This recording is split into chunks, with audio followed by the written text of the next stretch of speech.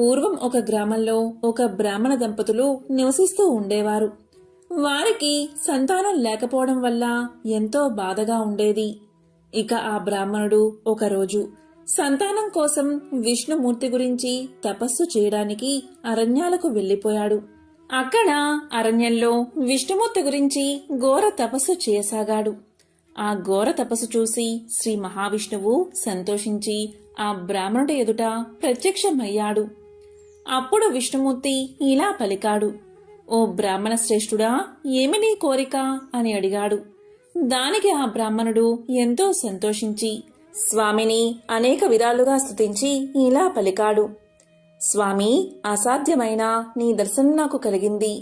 నేను ఒక పేద బ్రాహ్మణుణ్ణి, నాకు సంతానం లేదు, నాకు సంతానం కలిగేలా దీవించు అని వేడుకున్నాడు. అప్పుడు శ్రీ మహావిష్ణువు బాగా ఆలోచించి ఇలా అన్నాడు, చూడు బ్రాహ్మణ శ్రేష్ఠ, నీకు భర్త చనిపోయినా ఆడపిల్ల సంతానంగా కావాలా లేదా ఆయుషులేని మగబిడ్డ కావాలా కోరుకో అన్నాడు. అప్పుడు ఆ బ్రాహ్మణుడు బాగా ఆలోచించి, స్వామి, చనిపోయే కొడుకు నాకు ఎందుకు, నాకు ఆడపిల్లే కావాలి అని చెప్పాడు. దీంతో శ్రీ మహావిష్ణువు, సరే బ్రాహ్మణుడా, నీ కోరిక తప్పక నెరవేరుతుంది అని ఆశీర్వదించి అంతర్ధానమయ్యాడు. ఇక ఆ బ్రాహ్మణుడు అడవి మార్గంగా ఇంటికి చేరుకున్నాడు. కొన్నాళ్లకు భార్య గర్భం ధరించి 12 ఆడపిల్లను కన్నది. తల్లిదండ్రులు ఆమెకు విష్ణుమూర్తి వరం వల్ల పుట్టింది కాబట్టి నారాయణమ్మ అనే పేరు పెట్టారు. ఆమెకు యుక్త వయసు రాగా వివాహం చెయ్యాలని ఆ బ్రాహ్మణ దంపతులు ఎందరినో కలిసి ఎన్నో సంబంధాలు చూశారు. కాని నారాయణమ్మను చేసుకోవడానికి ఎవరూ ముందుకు రాలేదు. ఇక చివరకు తల్లిదండ్రుల విచారంతో అడవికి వెళ్లి కనీసం ఒక రాతితోనైనా పెళ్లి చెయ్యాలి అనుకుని ఆ ఆడపిల్లను తీసుకెళ్లారు. ఆ అడవిలో శ్రీకృష్ణుడి విగ్రహాన్ని చూసి ఆ శ్రీకృష్ణుడితో ఆమె వివాహాన్ని జరిపించారు. ఇలా వివాహం జరిగిందో లేదో అలా ఆ విగ్రహం బద్దలై పిండి అయిపోయింది. దీంతో నారాయణమ్మ ఎంతో బాధపడి గోరున ఏడ్చింది. ఇక తల్లిదండ్రులు ఎంతో దుఃఖించి ఇంటికి తిరిగి వెళ్లిపోయారు. కొంతకాలానికి నారాయణమ్మ తన బాధను విష్ణుమూర్తికి చెప్పుకోవడానికి విష్ణుమూర్తి గురించి తపస్సు చేయసాగింది. ఇలా జరుగుతూ ఉండగా కొన్నాళ్లకు నారాయణమ్మ తల్లిదండ్రులు కూతురు గురించి బెంగపెట్టుకుని చనిపోయారు. ఇక నారాయణమ్మ ఇంట్లోనే తపస్సు చేసుకుంటూ ఎవరు వచ్చినా సరే నా దగ్గరకు రాకండి, నన్నేమీ అడగకండి నారాయణ అంటూ ఉండేది. అలా అడుక్కునేవాళ్లు అలా వాకిలి దగ్గరకు వచ్చి ఆ మాటలు విని వెనక్కి వెళ్లిపోయేవారు. అందుచేత ఊర్లో అందరూ ఆమెను ఈ ఇంట్లో నారాయణమ్మ అని పేరు పెట్టి పిలిచేవారు. అలా తపస్సు చేస్తూ నారాయణమ్మకు ముసలితనం వచ్చింది. ఇలా ఉండగా ఒకరోజు ఆమె తపస్సుకు మెచ్చి శ్రీ మహావిష్ణువు ఆమెను పరీక్షించాలని ఒక కాకి రూపంలో వచ్చి కావు కావుమని అరుస్తూ ఉండగా నారాయణమ్మ ఆ సమయంలో ఇల్లు అలుకుతూ అలుకుగుడ్డతో కాకిని కొట్టింది. దీంతో కాకి రూపంలో ఉన్న శ్రీ మహావిష్ణువు ఆ అలుకుగుడ్డను తీసుకుని వెళ్లిపోయాడు. అలా వెళ్తూ ఉండగా దాంట్లో ఒక కందిగింజ ఉండి దారిలో ఆ కందిగింజ నేలపై పడి మొక్క మొలిచింది. ఈ విధంగా జరిగిన కొంతకాలానికి నారాయణమ్మ చనిపోయింది. ఇక నారాయణమ్మ చేసిన తపస్సుకు ఆమె భక్తికి మెచ్చి విష్ణుదూతలు వచ్చి నారాయణమ్మను విష్ణులోకానికి తీసుకుపోయారు. అక్కడ విష్ణుమూర్తి నారాయణమ్మతో ఇలా అన్నాడు, నీవు నాకిచ్చిన అలుకుగుడ్డ ఇదిగో, నీవే తీసుకో, ఈ రోజు నుంచి ఇది నీతోనే ఉంటుంది అని చెప్పాడు. అంతేకాదు, నారాయణమ్మ, నీవు నాకిచ్చిన ఈ అలుకుగుడ్డలో ఒక కంది గింజ ఉంది, అది భూమి మీద పడి ఒక చెట్టుగా మొలిచింది. ఈ అలుకుగుడ్డ ఆ కంది చెట్టు రెండూ నీవే, ఈ రెండే నీవు సంపాదించుకున్నావు అన్నాడు శ్రీ మహావిష్ణువు. అప్పుడు నారాయణమ్మ ఇలా పలికింది, స్వామి, నేను నీ భక్తురాలను, నన్ను ఎందుకు ఇలా చేశావు అని అడగ్గా విష్ణుమూర్తి ఇలా పలికాడు, నీవు భక్తితో నన్ను పూజించావు, ఇది నిజమే. కాని నీవెప్పుడూ ఏ దానమూ చేయలేదు, కనీసం ఒకరికైనా అన్నాన్ని పెట్టలేదు, ఒకరికి కూడా భిక్ష వేయలేదు, దాన ధర్మాలు అసలే లేవు. కాబట్టి నీవు ఆ కంది చెట్టుపై పురుగువై తిరుగుతూ ఉండు అన్నాడు శ్రీ మహావిష్ణువు. దీంతో నారాయణమ్మ పురుగ్గా మారి ఆ కంది చెట్టుపై తిరుగుతూ ఉండేది. ఇలా కొంతకాలం గడిచింది. ఇక విష్ణుమూర్తి ఆ చెట్టుపై తిరుగుతున్న పురుగు రూపంలో ఉన్న నారాయణమ్మతో ఇలా అంటాడు. చూడు నారాయణమ్మ, నా భార్య లక్ష్మీదేవి చిలుకల ముగ్గుల నోము పడుతుంది. ఆమె నీ దగ్గరకు వచ్చినప్పుడు ఒక బిందువును దారపోస్తే వస్తానని చెప్పు అంటాడు మహావిష్ణువు. దానికి సరే అంటుంది నారాయణమ్మ. ఇక కొంతకాలానికి లక్ష్మీదేవి చిలుకల ముగ్గుల నోము పట్టి నారాయణమ్మను పిలవడానికి అక్కడికి వస్తుంది. ఆ సమయంలో నారాయణమ్మ విష్ణు మహిమతో బంగారు విగ్రహమై ఇంట్లో ఉంటుంది. శ్రీ మహాలక్ష్మి వచ్చి నారాయణమ్మను పిలవగా నారాయణమ్మ ఇలా పలుకుతుంది. అమ్మా లక్ష్మీదేవి, నాకు ఒక బిందువును ఫలాన్ని దారపోస్తే నేను వస్తాను అని అంటుంది. దానికి నారాయణమ్మ ఒప్పుకోగా లక్ష్మీదేవి నారాయణమ్మను తీసుకుపోతుంది. ఇక లక్ష్మీదేవి నోము పట్టి నారాయణమ్మను నీకేం కావాలో కోరుకో అంటుంది. దానికి నారాయణమ్మ, అమ్మా నీ పాదభక్తి తప్ప నాకేమీ అక్కర్లేదు అనగా లక్ష్మీదేవి ఎంతో సంతోషించి నీకు 5వ తరం ఎప్పుడూ ఉంటుంది అని వరాన్ని ప్రసాదించింది. ఇక నారాయణమ్మ ఎంతో సంతోషించింది. ఈ చిలుకల ముగ్గుల నోమును 5 సంవత్సరాలు పట్టి 5 కేజీల బియ్యం అప్పాలు చేసి ముత్తైదువులకు దక్షిణ తాంబూలాలతో ఇవ్వాలి. ఈ వ్రతకథను ఎవరైతే వింటారో వారికి వ్రత ఫలం లభిస్తుంది. ధనం మూలం ఇదం జగత్ అనేది అందరికీ తెలిసిన విషయమే. జీవ సమస్తానికి ధనమే మూలం. ధనం లేకపోతే ఆహారం లభించదు. కాబట్టి అలాంటి ధనానికై ఎల్లరూ శ్రీ ధనలక్ష్మీదేవిని ఆరాధించాలి. ఆమె దయకలవాడే కలవాడు. ఆమె దయలేనివాడు లేనివారిలోనే లెక్క. ధనం చాలా విలువైనది.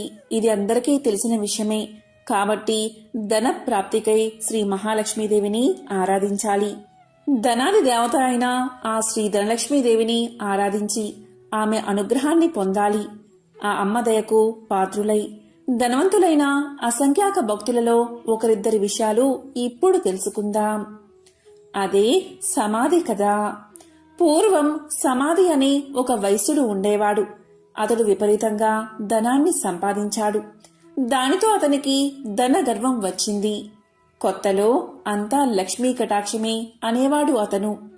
రాను రాను దేవుడా లేక దెయ్యమా, నా తెలివితేటలతోనూ బోలెడు పెట్టుబడితోనూ వ్యాపారం చేశాను, అందుకే సంపాదించాను, అంతా నా గొప్పతనమే అండం మొదలుపెట్టాడు. హితవు చెప్పేవారిని కసిరేవాడు. తనకు వంత పాడేవారిని చేరదీసేవాడు. అలా అతని చెంత చేరిన భజనపరులందరూ కూడా అతని వద్ద ధనం తీసుకుంటూ ఉండేవారు. అందుకుగాను వారా సమాధితో కలిసి దైవ దూషణలు కూడా చేస్తూ ఉండేవారు. తద్వారా వారి వద్ద డబ్బు నిలిచేది కాదు. సమాధి వారికి ఎంత ఇచ్చినా అదంతా ఏదోలాగా ఖర్చయిపోతూ ఉండేది. పనికిమాలిన వారికి అనవసరపు ఖర్చులకు డబ్బు ఇచ్చి అవసరానికి డబ్బు లేక డాబోసరికి తన పలుకుబడిపై అప్పులు చేసి అవి తీర్చలేక సమాధి దరిద్రుడైపోయాడు. అతడు పెద్దలను ఆశ్రయించాడు. అప్పుడు పెద్దలు ఇలా పలికారు. దైవమున ఏమున్నది, అంతా నీ గొప్పే అన్నావు కదా, నీ గొప్ప నీవే చూసుకో, ఇక్కడ్నుంచి వెళ్ళిపో అని తరిమేశారు. మరికొద్ది కాలానికి కొడుకులు తిరగబడ్డారు. అప్పుల వారు అల్లరి చేయడం మొదలుపెట్టారు. గొప్ప దరిద్రం కలిగినది. చివరికి భార్య కూడా ఎదురు తిరిగినది. నీ వంటి దరిద్రుడితో నేనుండలేను అని చెప్పి పుట్టింటికి వెళ్లిపోయింది. రుణదాతలకు కుటుంబ ఘాతకులకు వెరచి ఒకానొక రాత్రివేళ సమాధి అడవుల పట్టిపోయాడు. ఈ సమాధి గురించి బాగా తెలిసిన ఒక మిత్రుడు అతనికి సహాయం చెయ్యాలి అనుకున్నాడు. కాని తక్కిన వ్యాపారులు అడ్డుపడుతూ ఉండడం వల్ల ఒకరోజు ఆ మిత్రుడు ఒక చేతికర్ర దొలిపించి అందులో ఖరీదైన వజ్రాలు వేసి సమాధికి ఇచ్చాడు. అప్పుడా మిత్రుడు సమాధితో ఇలా పలికాడు. సమాధి, నీవు దరిద్రంచే బాధపడుతూ ముసలివాడివలే అయిపోయావు. నేను ప్రత్యక్షంగా ధనమిస్తే ఇతర వ్యాపారులతో నాకు గొడవ వస్తుంది. కాబట్టి నీ చేతికి ఊతంగా ఈ కర్రను తీసుకో అని చెప్పాడు. దానికి సమాధి ఎంతో బాధతో ఆ చేతికర్ర తీసుకుని ఆ చేతికర్రతో సంతకు వెళ్లి ఆ చేతికర్రను సంతలో ఎవరో పొరుగువాడికి చవకగా అమ్మేసి దానితో వంట సరుకులు కొనుగోలు చేశాడు. సమాధి చేసింది విని మిత్రుడు ఎంతో బాధపడ్డాడు. సమాధి యొక్క దరిద్రావస్థను ఎలాగైనా తప్పించాలని ఆ మిత్రుడు మరొకసారి సమాధిని పిలిచి ఇలా పలికాడు. సమాధి, ఈ గుమ్మడికాయ తీసుకో అని ఒక గుమ్మడికాయ ఇచ్చాడు. దాని నిండుగా బంగారు కాసులు పోసి ఇచ్చాడు. ఇంటికి వెళ్లి దాన్ని పగలగొడితే ధనం కనిపిస్తుంది కదా అని ఆ మిత్రుడి ఆలోచన. కాని సమాధి ఆ గుమ్మడికాయను వేరొక కూరగాయల వ్యాపారికి అమ్మేసి ఆ చిల్లరతోని ఇంటికి వెళ్లిపోయాడు. మిత్రుడు సహకరించినా ఆ సహాయం పొందక దరిద్రబాధలు భరించలేక సమాధి ఒకరోజు అడవులకు పోవడానికి నిశ్చయించుకున్నాడు. ఇది తెలిసిన అతని మిత్రుడు మార్గమధ్యలో మోహరీలు గుట్ట పోయించాడు. కాని సమాధి ఆ దారికి రాగానే ధనలక్ష్మి కళ్ళలో పడినది. అతని కళ్ళు నలుపుకుంటూ పోయి పోయి మొహరీల గుట్టపై పడి, చీచి, ఎవరో దారిలో రాళ్లగుట్ట పోశారు అని వాటిని అటూ ఇటూ చిమ్మి కళ్ళు నలుపుకుంటూ తన దారిన తాను పోయాడు. అంతా మిత్రునికి చూపి, చూసారా, ధనలక్ష్మి యొక్క అనుగ్రహం తప్పితే ఎలా అవుతుందో, మనమెంత మంచి చేసినా వంచింపబడుచూ ఉంటాడు అని చెప్పాడు. తరువాత సమాధి అడవులకు చేరుకుని తన కష్టాలకై ఏడుస్తూ ఉండగా ఒకానొక ముని అతన్ని చూసి అతని దీనకథను విని ఇలా పలికాడు. సమాధి, కేవలం ధనలక్ష్మిని తూలనాడి ఆమె పూజకు ఆటంకం కలిగించడం వల్లే నీకీ కష్టం కలిగినది. ఇంతకు మించి మరొకటి లేదు. నా మాట విని ధనలక్ష్మీదేవిని పూజించు. ధనం నీకు సమకూరుతుంది. ఆమె బీజముని జపించు అని పలికి మంత్ర బీజాన్ని చెప్పి జప విధానం చెప్పి మహర్షి వెళ్లిపోయాడు. సమాధికి మరొక మార్గమేది కనబడకపోవడం వల్ల గతిలేని వాడై ఆ మంత్రాన్ని జపించసాగాడు. అలా చెయ్యగా చెయ్యగా ఒకనాడు అతని భార్య ఆ అడవిలోనే తారసపడినది. పెళ్లి చేశాక భర్త సజీవుడై ఉండగా ఆడది పుట్టింట ఉండరాదు. కష్టమో సుఖమో భర్తతోటే లోకం పొమ్మని ఆమె పుట్టింటివారు తరిమేశారని చెప్పింది. ఆమె తనతో తెచ్చిన స్వల్ప ధనాన్ని సమాధికి ఇచ్చి క్షమించమని కోరింది. అతి త్వరలో దీపావళి రాబోవుచుండడచే సమాధి ఆదనంతో నగరానికి వెళ్లి తగు సామాగ్రులు కొని అదేవిధంగా పురోహితుడికి క్షమాపణ చెప్పుకుని తనతో పాటు అడవులకు తీసుకువచ్చాడు. దీపావళి రాత్రి యథావిధిగా యథాశక్తిగా ధనలక్ష్మీ పూజను చేసుకున్నాడు సమాధి. దానితో సంతృప్తిగా శాంతించిన ధనలక్ష్మి సమాధిని అనుగ్రహించింది. దాంతో పురోహితుడు ఊరిలోనికి పోయి సమాధి ఉనికిని అతనిలోని మార్పును అందరికీ తెలియచేశాడు. సమాధి మిత్రుడు అలాగే విప్రుడు కూడా దీన్ని సమర్థించారు. అవును, అమ్మవారిని కించపరచడం వల్లే అతనికి ఇటువంటి గతి పట్టింది కాని సమాధి చెడ్డవాడు కాడు అని మరీ మరీ చెప్పగా ఇతర వ్యాపారులు కూడా ఆలోచించి సమాధిని తిరిగి ఊరిలోకి పిలిచారు. మిత్రులు ఇచ్చిన పెట్టుబడితో సమాధి మరలా వ్యాపారాన్ని ప్రారంభించి నిత్యము ధనలక్ష్మీదేవిని పూజిస్తూ ఆ తల్లి అనుగ్రహం వల్ల అతని వ్యాపారం అభివృద్ధి చెందడం వల్ల తిరిగి కోటీశ్వరుడుగా మారి సకల సౌభాగ్యాలతో తులతూగుతూ ఉన్నాడు.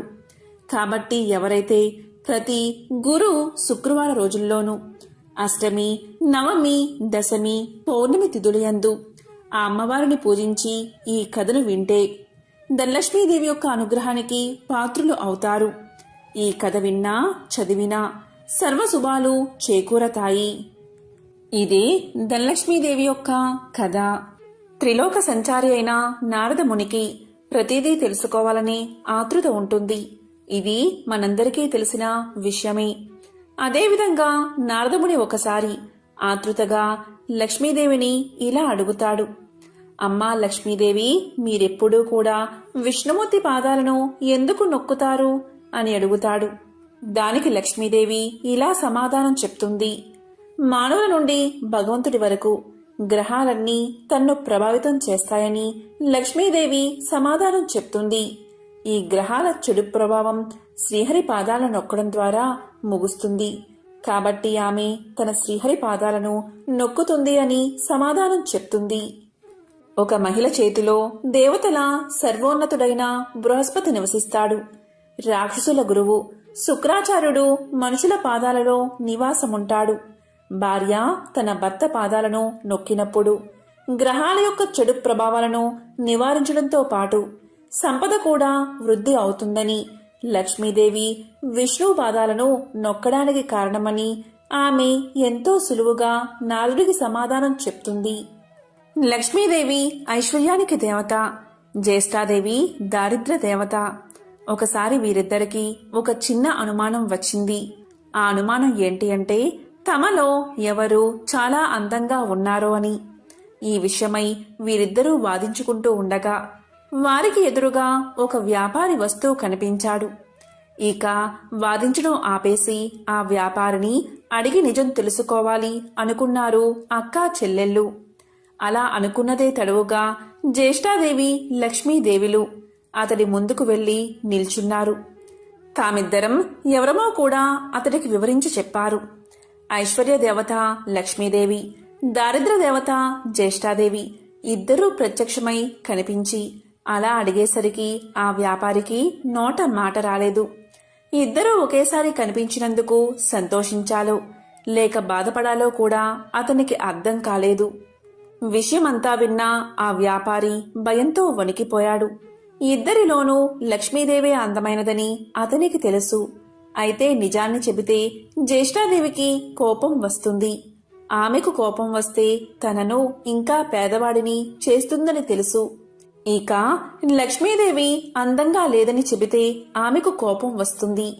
ఆమెకు కోపం వస్తే తనకున్న ఈ మాత్రం సంపదను కూడా లేకుండా చేసేస్తుంది. ఏం చేసేది భగవంతుడా అంటూ తలపట్టుకున్నాడు. ఇంతలో ఆ వ్యాపారికి ఒక మెరుపులాంటి ఆలోచన వచ్చింది. ఏదైతే అది అయిందని మనసుకు సర్ది చెప్పుకున్న ఆ వ్యాపారి ఆ దేవతలిద్దరికీ నమస్కారం చేశాడు. వెంటనే ఆ వ్యాపారి ఇలా చెప్పాడు. అమ్మా, ఓ మహాలక్ష్మి, నువ్వు ఇంట్లోకి వస్తున్నప్పుడు నీ అంత అందమైన స్త్రీ భూలోకంలో కాని స్వర్గలోకంలో కాని ఎవరూ ఉండరు అని చెప్పాడు. అలాగే జ్యేష్ఠాదేవి వైపు చూసి, అమ్మా, ఓ జ్యేష్ఠాదేవి, నువ్వు ఇంటి నుంచి బయటకు వెళ్తుంటే నీ అందం సొగసు వర్ణించేందుకు మాటలు చాలవు. ఆ సమయంలో నీ అందాన్ని ఎవరితోనూ పోల్చలేమో అని సమాధానం చెప్పాడు.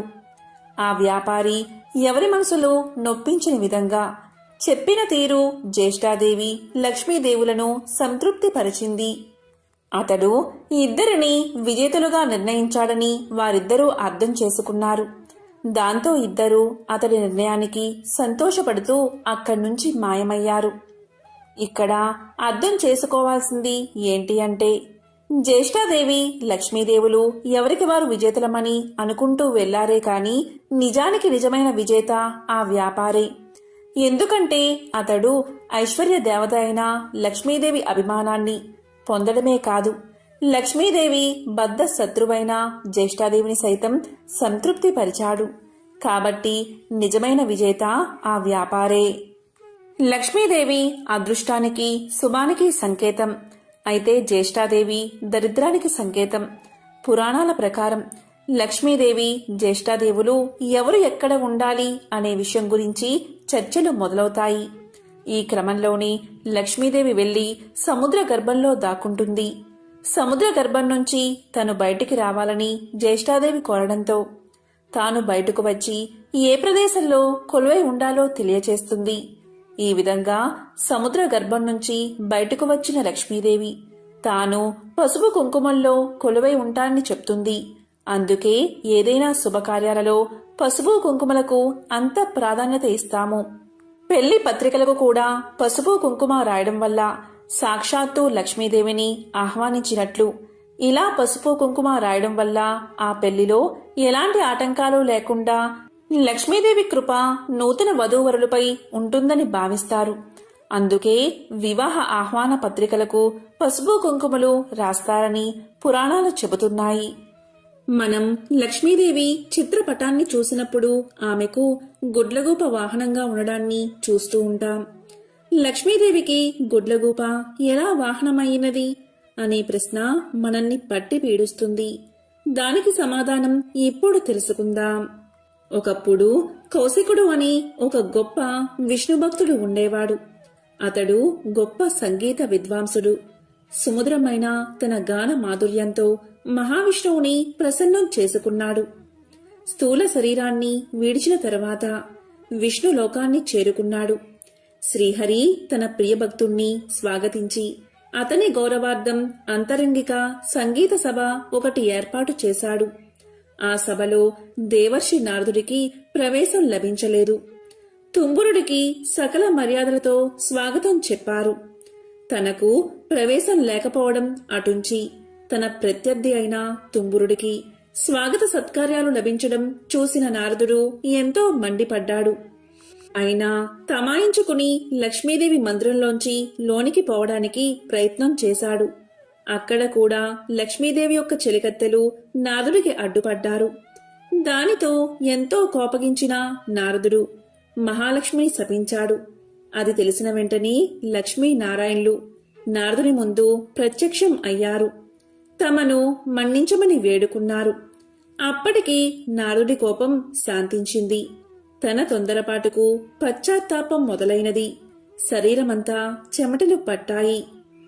కీలరిగి వాత పెట్టడం బాగా తెలిసిన నారాయణుడు చేసిన దానికి సిగ్గుపడుతున్న నారదుణ్ణి చూసి ఇలా పలికాడు. నారదా, నీ కోపం కారణం నాకు తెలుసు. నిజానికి భక్తి జ్ఞానములయందు శీలవర్తములయందు తుంబురుడు నీకన్నా కపటి కాడు, గర్విష్ఠుడు కాడు. కపట భక్తిని ప్రదర్శించేవారు ఎన్ని తీర్థాలు సేవించినప్పటికీ వ్యర్థం. భక్తి శ్రద్ధలతో నన్ను కొలిచేవారికి అవశ్యం వశుడనే. సంగీతం చేత నన్ను చేరవచ్చునని చాటి చెప్పడానికే కౌశిక తుంబురులను నేను సత్కరించాను. నీ శాపానికి ఏమీ బాధపడకు, లోకహితమే జరుగుతుంది, చింతించవద్దు అని చెప్పాడు నారాయణుడు. నారదునికి అప్పటికి జ్ఞానోదయమైనది. ఓ దేవదేవా, నా తప్పుళ్ళు క్షమించు. అవివేకి వలె ప్రవర్తించాను, నన్ను కాపాడు. తుంబురా, కౌశికుల వలె సంగీతంలో మేటినైతే ఇంతటి విపరీతం జరిగి ఉండేది కాదు కదా అంటూ కట్టెలు తెంచుకుని ప్రవహిస్తున్న కన్నీటి వరద మధ్య నారదుడు నారాయణుడి పాదాల మీద పడ్డాడు. భక్తుని పశ్చాత్తాపం భగవంతుడి హృదయాన్ని కరిగించింది. తన దివ్య హస్తాలతో నారదుణ్ణి పైకి లేపాడు నారాయణుడు. ధైర్యాన్ని చెప్పాడు. సంగీతం నేర్చుకోవాలన్న కుతూహలం నిజంగా ఉంటే తాను చెప్పినట్లు చెయ్యమన్నాడు. ఉత్తరాన మానస సరోవరానికి అవతల ఒక పర్వత శిఖరముంది. దానిమీద ఒక దివాంతం ఉంది.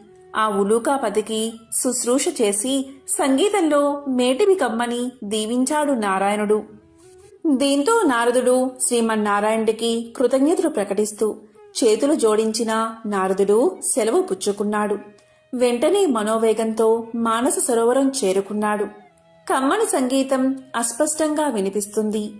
తెరలు తెరలుగా వస్తున్న ఆ గాన మాధుర్యాన్ని పట్టుకుని ఆవలగిరి శిఖరం చేరాడు నారదుడు. గంధర్వ, కిన్నెర, కింపురుష, అప్సరసాదులెందరో అక్కడ సంగీతాభ్యాసం చేస్తున్నారు. వారి మధ్య గురు పీఠం మీద దివ్యకాంతులతో ప్రకాశిస్తున్న గానబంధు నారదుణ్ణి చూడగానే వినయంతో ఆసనం దిగి ఎదురు వెళ్లాడు. ఆనందంగా ఆసనం చూపి కుశల ప్రశ్నలు వేశాడు. ఎందుకు వచ్చాడో కారణం చెప్పమని ప్రార్థించాడు. నారదుడు గానబంధు వినయానికి, సంగీత పాఠవానికి ఆశ్చర్యపోయాడు. తనకు తెలియని ఈ సంగీతవేత్త ఎవరని ఆలోచనలో పడ్డాడు. అతడు ఎవరైతేనేం, తనకు కావలసినది సంగీత విద్య. ఉలూకాపతికి నమస్కారం చేసి జపతపాదులకు సాధ్యం కాని శ్రీహరిని తుంబుర కౌశికులు గాన మాధుర్యంతో వశం చేసుకున్నారని, తనకు అలాంటి దివ్యగాన విద్యను ప్రసాదించమని వేడుకున్నాడు. గానబంధు అంటే ఉలూకాపతి. నారదుడి ఆంతర్యం గ్రహించి ముందు తానెవరో వివరించసాగాడు. ఓ నారద మహర్షి, నేను చెప్పేది శ్రద్ధగా వినండి. పూర్వం భువనేశుడు అనే రాజు ఉండేవాడు. అతడు చాలా జాలిగుండె కలవాడు, ధర్మవర్తనుడు. సంప్రదాయానుసారం ధర్మకార్యాలన్నీ క్రమం తప్పకుండా నిర్వహించేవాడు. అటువంటి ఉత్తమ పాలకుడు సంగీతాన్ని మాత్రం నిషేధించాడు. ఎవరైనా గానాలాపన చేస్తే మరణశిక్ష విధించమని మంత్రులకు తెలియచేశాడు. భగవంతుణ్ణి కూడా భక్తి గీతాలతో స్తుతించకూడదని చాటింపు వేయించాడు. ఒకరోజు హరిమిత్రుడు అనే భక్తుడు రాజు ఆజ్ఞను మర్చిపోయి భగవంతుణ్ణి కీర్తిస్తూ గానం చేశాడు. ఆ గాన మాధుర్యంలో మునిగిపోయిన ప్రజలు కూడా పాడకూడదు అన్న విషయాన్ని మర్చిపోయారు. వెంటనే రాజభటులు వచ్చారు. హరిమిత్రుణ్ణి రాజు ముందు నిలబెట్టారు. రాజు ఆలోచించాడు. పాడినవాడు బ్రాహ్మణుడు. బ్రహ్మహత్య మహాపాపం, మరణశిక్షతో సమానమైనది రాజ్య బహిష్కరణ. ఇలా ఆలోచించి హరిమిత్రుడి సంపదనంతా స్వాధీనం చేసుకుని రాజ్యం నుంచి వెళ్లగొట్టాడు రాజు. కాలచక్రం తిరగడం మానదు కదా. కొంతకాలానికి రాజు మరణించాడు. పుట్టిన ప్రతి ప్రాణి గిట్టక తప్పదు. అలాగే గిట్టిన ప్రాణి కూడా పుట్టక తప్పదు. నరుడిగా మరణించిన రాజు గుడ్లగోపగా జన్మించాడు. దివాంద జన్మ కాబట్టి రాత్రులందే ఆహారం సంపాదించుకోవాలి. తిండి ఒక సమస్యగా తయారైనది. పురాకృత దోష ఫలితం కాబోలు. ఒకసారి 4 రోజులైనా ఆహారం దొరకలేదు. ఆకలి దుర్లభమైపోయినది. చివరికి మరణాన్ని ఆహ్వానించాడు. అతడు పూర్వజన్మలో చేసుకున్న సుకృతం వల్ల మరణదేవత యమధర్మరాజు వచ్చి ఎదురుగా నిలబడ్డాడు. ప్రాణం తీయకుండా ఎదురుగా నిలబడ్డ యముణ్ణి చూసి, ధర్మరాజా, ఎందుకు ఈ విధంగా నన్ను బాధపెడుతున్నావు? నేను గత జన్మలో రాజుగా ప్రజలపై ఎంతవరకు దయాదాక్షిణ్యాలు చూపించాలో అంతవరకు చూపించాను. నీవెందుకు నాపై దయచూపవు అన్నాడు భువనేశుడు. దివాంద స్థితికి యమధర్మరాజు ఎంతో జాలిపడ్డాడు. తాను చేసిన తప్పేమిటో తెలియకుండా ఎవరైనా శిక్ష అనుభవించడం ధర్మం కాదు కదా. తెలిసినప్పుడే కదా పశ్చాత్తాపం కలిగేది. అలా ఆలోచించి అసలు విషయం చెప్పాడు యమధర్మరాజు. దివాందమా, నీవు రాజుగా ఉన్నప్పుడు అనేక సత్కార్యాలు చేసిన మాట నిజమే. కాని పరమాత్ముణ్ణి వేద మంత్రాలతో మాత్రమే స్తుతించాలని శాసించడం నీ మూర్ఖత్వం. పరమ పావనమైన సంగీతంతో హరికీర్తన చేసిన హరిమిత్రుణ్ణి శిక్షించిన పాపం తక్కువైంది కాదు కదా. ఆ పాప ఫలితం కొండంతై నీకు లభించిన పుణ్యఫలానికి మించిపోయింది. అదే నేడు నిన్ను పట్టి పీడిస్తుంది. విష్ణు భక్తులకు చేసిన కీడు నీకీ అవస్థ తెచ్చిపెట్టింది. దీని నుంచి బయటపడ్డం ఎవరికీ సాధ్యం కాదు. సమవర్తి చెప్పింది విన్నాక, అంటే యముడు చెప్పింది విన్నాక గాని దివాందానికి తాను చేసిన తప్పేమిటో అర్థం కాలేదు. ఏ మార్గంలో అయినా భగవంతుణ్ణి స్తుతించవచ్చు అనే జ్ఞానం కలిగింది. చేసిన తప్పుకు క్షమించి ఎలా అయినా బయటపడే మార్గం చూపించమని ధర్మదేవత పాదాల మీద పడ్డాడు. దీంతో యముడి హృదయం కూడా ద్రవించింది. ఉలూకరాజా, చేసిన తప్పుకు శిక్ష అనుభవించక తప్పదు. దేనికి మించిన శిక్ష అనుభవించినచో శిక్షాకాలం తగ్గుతుంది. అంగీకరిస్తే ఆ గుహలోనికి రా. అందులో నీ గత జన్మ దేహముంది. అందుండి రోజుకు కొంత మాంసాన్ని చీల్చుకుని భక్షించు. అది పూర్తయిన తర్వాత నీకు శుభం కలుగుతుంది అని దీవించి వెళ్ళిపోయాడు. ఓ మహర్షి, ఆ దురదృష్టవంతుణ్ణి నేనే. ఆ తరువాత నేనొక రోజున నా శవం వద్ద కూర్చుని ఉండగా దివ్య తేజస్వి అయిన ఒక బ్రాహ్మణుడు రథంలో పోతూ నా ముందున్న శవాన్ని చూసి రథాన్ని ఆపాడు. దగ్గరకొచ్చి చూసి, ఇది భువనేశ్వరి కాయం వలె ఉన్నది. ఇది ఇక్కడెలా పడి ఉన్నది? దీన్ని ఈ పక్షి తినడమేమిటి అంటూ ఆశ్చర్యాన్ని ప్రకటించాడు. అప్పటికి నేను ఆ విప్రుణ్ణి గుర్తించాను. అతడు నా చేత బహిష్కరించబడిన హరిమిత్రుడు. వెంటనే అతని పాదాలపై పడి ప్రార్థించాను. తప్పుకు క్షమించమని అడిగాను. దుఃఖాశ్రువులు నేల రాలుతూ ఉండగా యమధర్మరాజు తెలియచేసిన విషయమంతా వివరించాను. హరిమిత్రుడు అది విని చలించిపోయాడు. తన అంతరంగ భావమునకు అనుగుణంగా ఇలా పలికాడు. నీ బాధలు చూస్తుంటే నాకెంతో విచారం కలిగింది. నీవు నా ఎడల చూపిన కాఠిన్యం నేను ఆ రోజునే మర్చిపోయాను. నీవు అనుభవించిన బాధ ఇక చాలు. ఈ క్షణం నుంచి నీకు బాధన్నది లేకుండా ఉండుగాక. గొప్ప సంగీత విద్వాంసుడివై లోకంలో ఉత్తమ సంగీత విద్యను బోధిస్తావు కాక అంటూ అతడు నా కృతజ్ఞతను స్వీకరించి వైకుంఠానికి వెళ్లిపోయాడు. అతని దీవెనలు ఫలించి నేను ఇలా ఉన్నాను అంటూ గానబంధు తన కథంతా వివరించాడు. ఆ తరువాత నారదుడు గానబంధు విద్వాంసుని శిష్యుడయ్యాడు. తొలి రోజుని సంగీతం ఎలా నేర్చుకోవాలో అనే విషయం మీద పాఠం చెప్పాడు. సంగీతం ఒక దివ్య కళ అన్నాడు. తపంతో కాని తామసంతో కాని అది పట్టుబడదు అన్నాడు. కళ కోసం జీవితాన్ని అర్పించాలి అన్నాడు. కష్టపడి నిరంతరం సాధన చేస్తే ఎవరైనా అపురూపమైన ఈ కళలో ఆధిక్యం సాధించవచ్చు అన్నాడు.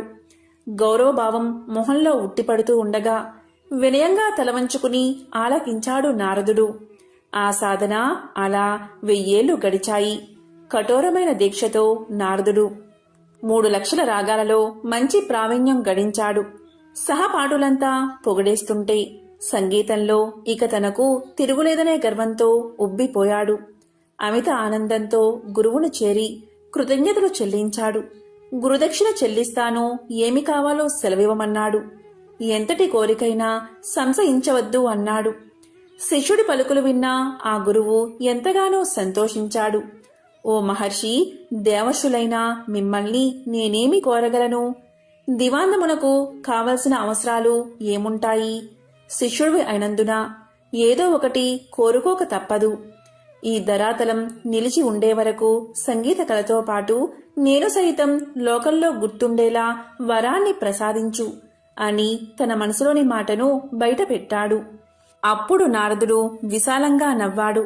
ఓ గురువర్యా, ఇది మరీ చిన్న కోరిక. ఈ చిరు కోరిక మీకున్న సంగీత పాండిత్యం తీర్చగలదు. శిష్య ప్రశిష్య కోటి వలన భూతలమున సంగీత కళ నిలిచి ఉన్నంత వరకు మీ కీర్తికి అంతులేదు. మీరు చేసిన ఈ మహోపకారానికి గురు దక్షిణిగా లక్ష్మీనారాయణల కటాక్షం, వారి సేవా భాగ్యాన్ని, శాశ్వత సన్నిధానమును ప్రసాదిస్తున్నాను. ప్రళయం సంభవించిన వేళ శ్రీ మహావిష్ణువునకు గరుత్ మంతుని వలె శ్రీ మహాలక్ష్మికి నీవు వాహనమై తరింతువుగాక అంటూ శిష్యుడికి కానుకను దేవర్షిగా వరాన్ని సమర్పించి సెలవు తీసుకున్నాడు నారదుడు. ఈ విధంగా గానబంధు అనే గుడ్లగూప లక్ష్మీదేవికి వాహనంగా మారింది. శుక్రవారం రోజు ఎవరైతే ఈ కథలను వింటారో లేక చదువుతారో వారికి శ్రీ మహాలక్ష్మీదేవి యొక్క అనుగ్రహం, కరుణా కటాక్షాలు తప్పకుండా కలుగుతాయి. రుణ సమస్యలు తొలగి లక్ష్మీ కటాక్షం కలుగుతుంది. ఓం శ్రీ మహాలక్ష్మీయే నమః. ఓం నమో నారాయణాయ. ఓం శ్రీ మాత్రే నమః.